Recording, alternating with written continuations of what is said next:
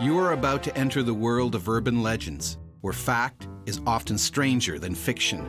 Sometimes it's hard to tell the difference between truth and urban legend. You are now entering the world of urban legends, where you'll see 3 stories.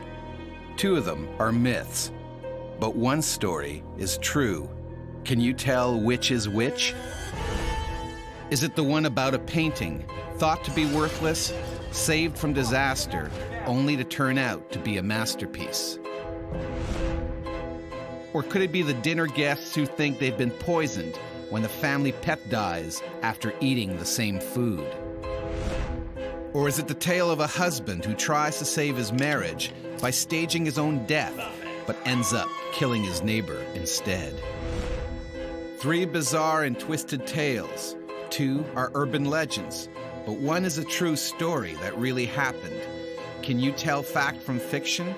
Watch all 3 stories, make your choice, and we'll tell you the truth at the end of the show. First up, from misfortune to fortune. California, home of sun, sea, and surf.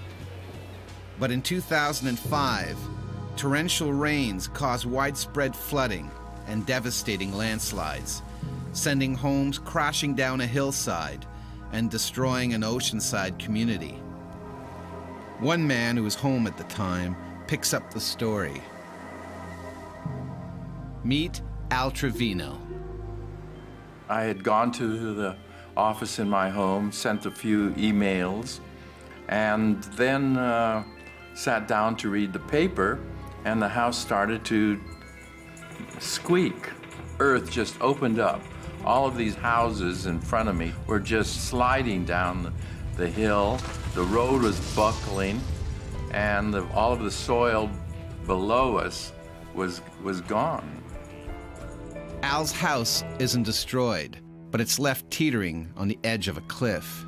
The damage is estimated in the hundreds of thousands of dollars, money Al doesn't have. Worse still, his insurance doesn't cover damages caused by landslides. He's now homeless and penniless. The police allow a family member back into the doomed house one last time to recover any possessions that can be safely carried out. That job falls to Al's son. Meet Lawrence Trevino. Well, once in the house, we had limited time, so I went around grabbing anything that had value. Due to the instability of the structure, Lawrence is only able to grab items from the side of the house that isn't leaning over the edge of the cliff. He is about to leave when he spots a familiar painting, not hanging on the wall, but sitting propped against it. He takes it. A month prior, we had a very large party at the house for our 50th wedding anniversary. And I was going to show some slides of over the past 50 years on the wall. And so I took one of the large oil paintings down so I could use the wall. Taking down that painting set in motion a series of events that turned Al Trevino's luck completely around. The painting in question was purchased for $20 at a yard sale several years earlier. It, along with a few other rescued belongings, is stored for safekeeping by a neighbor. Meet Pam Hagen, who just happens to be an art enthusiast. She recognizes the painting not as a $20 yard sale item, but something remarkable. I looked it over, and I looked at the back, and I looked at the signature again, and on the back was written Kleitsch on the frame. Kleitsch was a celebrated painter who lived in Laguna Beach in the 1920s. His paintings are highly collectible today, sometimes fetching hundreds of thousands of dollars. So I know him. I know his work. Al Trevino unknowingly sits on a garage sale gold mine, but it would need an expert to confirm it. Pam suggests that Al get the painting appraised by a local gallery owner and collector. Redfern Gallery, Ray speaking. Meet Ray Redfern. Well, it was interesting driving up to Pam's house. Pam actually met me down by the police, and we got through the barricade and drove up the back way to her house. So I walked inside and saw the painting and went, wow, nice painting. Well, I was thrilled to see it. Recognized it as a Joseph Kleitsch immediately when I saw that it was real and from the period. As it turns out, the painting is appraised at about $500,000. So what are the chances of this chain of coincidences happening?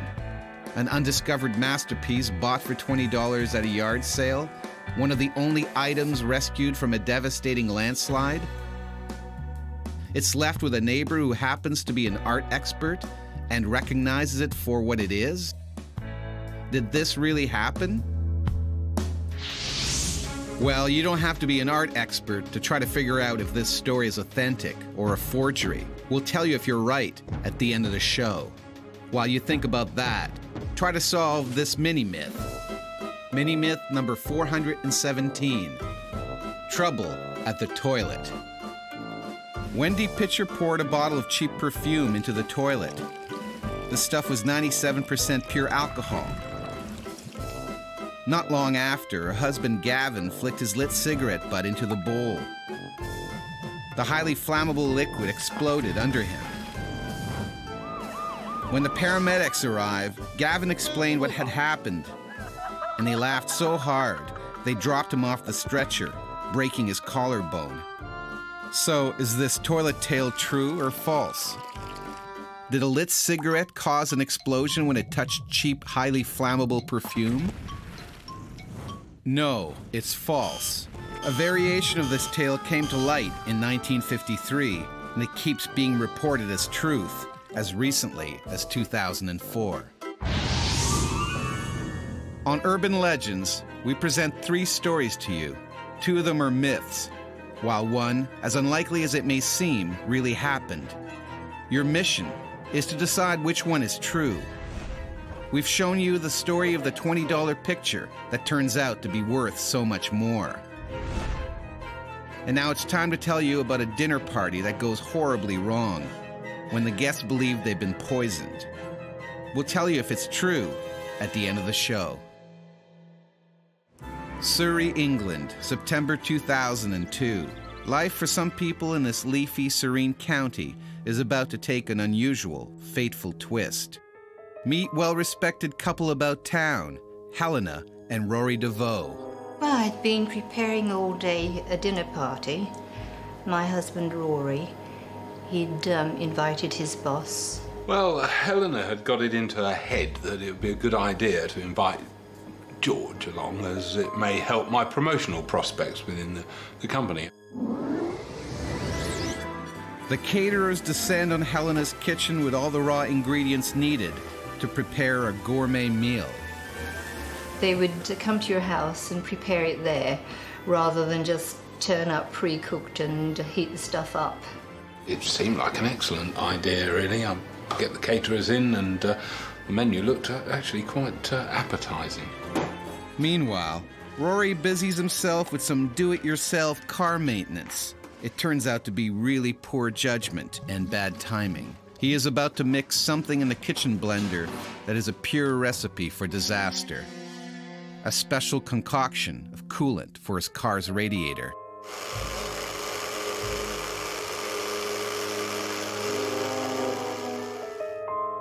See, the trouble is you can't just pour them into the tank together, because one sort of lays on top of the other, a bit like oil and water. So you have to, basically it's all in the blending. Helena DeVoe, not impressed with her husband's timing, kicks him out of the crowded kitchen. But she's made a terrible mistake. She's left a liquid time bomb on the counter. Food preparation continues, and when Helena returns from getting her hair done for the occasion, no one notices the family cat helping itself to one of the specially prepared dishes, the salmon mousse. Helena quickly puts the cat outside, but it's too late. It has already eaten a portion of the dish. Determined not to let spoiled mousse spoil the evening, she simply smooths off the bite marks and puts the mousse back on the menu. And as the guests sit down to dinner, no one suspects anything's wrong. Oh, well, the meal was going along swimmingly. Very well, actually. At the same time the guests are tucking into dessert, the housekeeper makes a gruesome discovery on the lawn. The family cat is dead. Well, my first thought was, oh my God, it's the salmon mousse. And then that's when the penny dropped. The mixer. The remote possibility that the remains of the antifreeze made its way into the salmon mousse via the blender became a distinct possibility. Even small quantities of the liquid can be lethal. Meet toxicologist Dr. Miria Glass. Antifreeze contains ethylene glycol, which when metabolized by the liver produces toxic products such as aldehydes and glycolates. When these toxins accumulate, the liver shuts down, which can lead to multi-organ failure. Heart failure, respiratory failure, kidney failure is fatal to humans. The DeVoes have no choice but to tell their guests they've just been poisoned by the lethal salmon mousse. An embarrassing acknowledgement quickly turns into a medical emergency, and the next destination is the closest possible hospital. Each guest undergoes a gastric lavage. Their stomachs are pumped to rid themselves of the poison. Meanwhile, in the hospital lab, the salmon mousse is tested, but no trace of poisonous antifreeze is found. A medical mystery unfolds. If the salmon mousse didn't kill the cat, what did? The awful truth soon comes out. After we'd returned from the hospital, one of our neighbours came and said that it wasn't the salmon mousse at all. Their neighbor had laid out rat poison in their garage, and she saw the cat staggering out of there that afternoon. The mystery mousse puzzle is solved. Crisis averted. No one has been poisoned, but Rory is angry with his neighbor. The thing that really annoyed me was she didn't want to come in and tell us straight away because she could see we were having so much fun and thought she'd leave it till later. Helena blames the unfortunate series of events for Rory's stall on climbing the corporate ladder. To this day, I swear it was the whole stomach pumping incident that cost Rory a promotion. Absolutely. So, could this have happened? Could a strange set of circumstances come together at the right moment to create a medical emergency? Is it true? Don't decide just yet. We have one more story to come on Urban Legends. Now from moose to mouse. Try to solve this instant puzzle. Mini myth number 89. Mouse versus house. Luciano Mares of Fort Sumner, New Mexico, caught a mouse in his house. He cruelly decided to throw it on a fire he had burning in his backyard, alive. His cruel intentions were repaid when the burning mouse, still alive, ran up his garden path into an open window and along the curtain. The fire spread rapidly and burnt the house right down. But is that story true or false? It's true. This story spread like wildfire in 2006 when it really happened. The city's mayor and a firefighter confirmed the story. We have 3 stories for you in Urban Legends. You have to decide which one of them is true. Is it the story of the $20 painting that was a stroke of genius worth $500,000? Or is it the story of the mistaken poison mousse served at a lavish dinner party? Don't decide until you've seen our 3rd story, the fake hanging. Oh, I loved it. Marriages are never easy. There are bound to be ups and downs, good times and bad. But if you can make it through the tough spots, whatever they may be, then you've got a chance of going the distance. This happy couple have had their share of marital strife, including one time in June 2002, when it appeared the marriage was over. Drastic measures, however, were needed to help them hang on. Meet magician Jake Fenn and his wife Ursabet from Debrecen, Hungary. Well, for a while there she was crazy, always nagging. Nothing I did was right. Everything wrong. Nag, all the time. Silly little things. If I forget to mow the lawn, or if I not put the cutlery in the right place. That's the minimum you could do. She was driving me crazy. It was very hard because I wanted to be with her, but I just couldn't put up with it. Jake loves his wife, but he's at the end of his rope. Instead of getting help, though, he hatches his own plan. I needed to do something that would scare her, frighten her, make her realize that it was not working. It sounds so stupid now, but I decided that I would hang myself. Meet Gladina McMahon, relationship expert. She's seen it all before. It might sound a completely crazy thing to say, but when you don't know what else to do, you often do crazy things. Jake's plan isn't a suicide bid. As a magician, Jake has a few tricks up his sleeve. The fake hanging would merely be a ruse to shock Ursabet into thinking about her life, empty without Jake. Shock tactics can work, but I really wouldn't advise them because there's a 50-50 chance they'll backfire, and when they do backfire, they backfire badly. While Ursabet is out, Jake and his best friend János hurry to get the stunt in place. But the noise attracts the unwelcome attention of Jake's meddling and nosy neighbor, Judith Barani. Yes, can I help you? You make the noise. I will complain to police. Well, go ahead. János quickly dismisses Judith and returns to help Jake with the rig, which now looks terrifyingly convincing. The stage is set, and János leaves Jake for his starring moment. Ursabet returns home, but her reaction is not the one Jake is hoping for. I was shocked, and I screamed and I passed out. It was the shock of my life. I thought he was dead. I thought the man I loved was dead. Oh. Jake didn't think Ursabet would faint. Now he's stuck. I can't get down. I am stuck, hanging, and Ursabet is laying on the floor, and there's nothing that I can do. All Jake can do is wait for Ursabet to come around and then try to explain himself.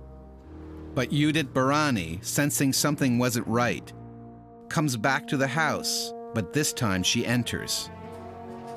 His suspicions roused, Jake keeps quiet and soon realizes his neighbor is up to no good. She sees Ursabet on the floor, and I'm hanging there, and I say nothing. And she step over Ursabet, and she pick up Ursabet's purse, and she took money. And I'm thinking, what is she doing? She's stealing from us. Jake is thinking of retaliation, so he decides to play a trick. But just like his wife before, the reaction is not one he anticipates. I kick her square in the buttocks. And she screams, and she clasps her chest, and then she falls on the floor. Unlike Ursabet, she isn't going to get up again. I awoke and I saw him that he was alive, and I was very happy. My heart was filled with joy. I told him it was the worst idea he could have had. And then I saw Judith. Judith is lying on the floor dead. They have no choice but to inform the police. Jake is taken to the station for questioning, but he is let off the hook. It was death by misadventure. And they say, not my fault. And they say I can go. It might have ended in tragedy for Mrs. Barani, but for Jake and Ursabet, it was the beginning of a new life together. Now I see that I was crazy. I gave him a hard time for no reason. Oh, it's like we were married all over again. Now reconciled and very much in love, Jake felt the stunt was worth it, but he would never consider doing anything like that again. A smart decision, but are you smart enough to figure out if this story is true or false? Think about it and decide after this mini-myth. Mini-myth number 12. The Baby Express. The town of Amandaw was noted for a birth rate 3 times higher than any other neighboring suburb. A government statistician is sent to investigate, but he can't see any reason for the baby boom. But then, the next morning, he hears it. The Miami Express train passes through town every morning at 6 and sounds its whistle, waking up the whole neighborhood. It is too early to get up and pointless going back to sleep, so the townsfolk evidently spend their time in some quality canoodling. So is that an urban myth? Yes, it is. The tale has been around since the 30s, and it still pops up in various locations around the world. It's time to come clean on which one of the 3 legendary tales is true. Was the story of the antifreeze, the dead cat, the supposedly poisoned salmon mousse, and the stomach pump dinner guests true? Well, no. The story of the poisoned pet has been around since the 1940s, and it simply refuses to lie down. Sometimes it's a dog that dies, sometimes it's a cat.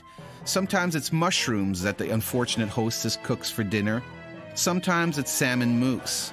But no matter how this fishy tale is served up, it's just not true. So what's left? The fake hanging and the $20 painting.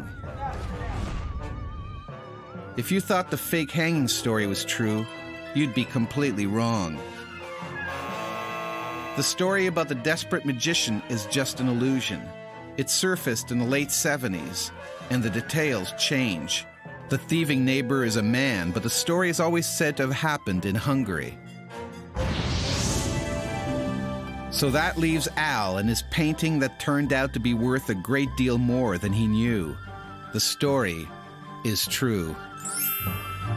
In May 2005, Al Trevino of Laguna Beach, California really did lose his house in a landslide, and he didn't have insurance coverage.